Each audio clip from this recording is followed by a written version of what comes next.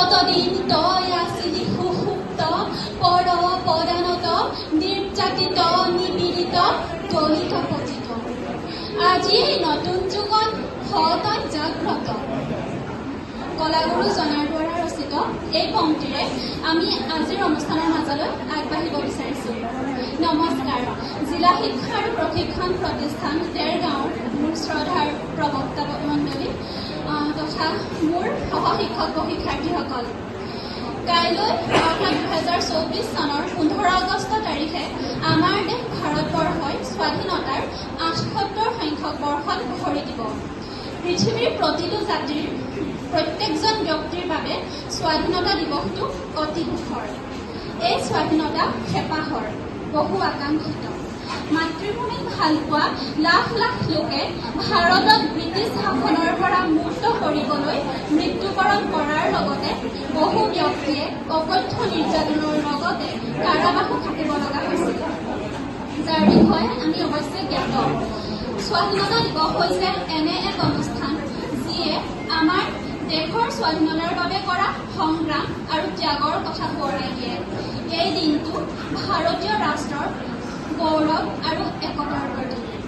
সাম্ৰাজ্যবাদৰ কবলৰ পৰা স্বাধীনতা জিনি অনা, পৰাধীনতাৰ শিকলি চেপি স্বাধীনতা কাঢ়ি লোৱা, দেশৰ স্বাধীনতা সংগ্ৰামত ত্যাগেৰে ইতিহাস ৰচা মহান বীৰ বীৰাংগনাসকলৰ অতুলনীয় ত্যাগ আৰু বীৰত্বক সশ্ৰদ্ধা প্ৰণিপাত জনাই আমি আমাৰ 4 নং ডিব্ৰুচৈখোৱা গৃহৰ দ্বাৰা স্বাধীনতা দিৱস উপলক্ষে এক অনুষ্ঠান পৰিৱেশন কৰিবলৈ আগবাঢ়িছোঁ।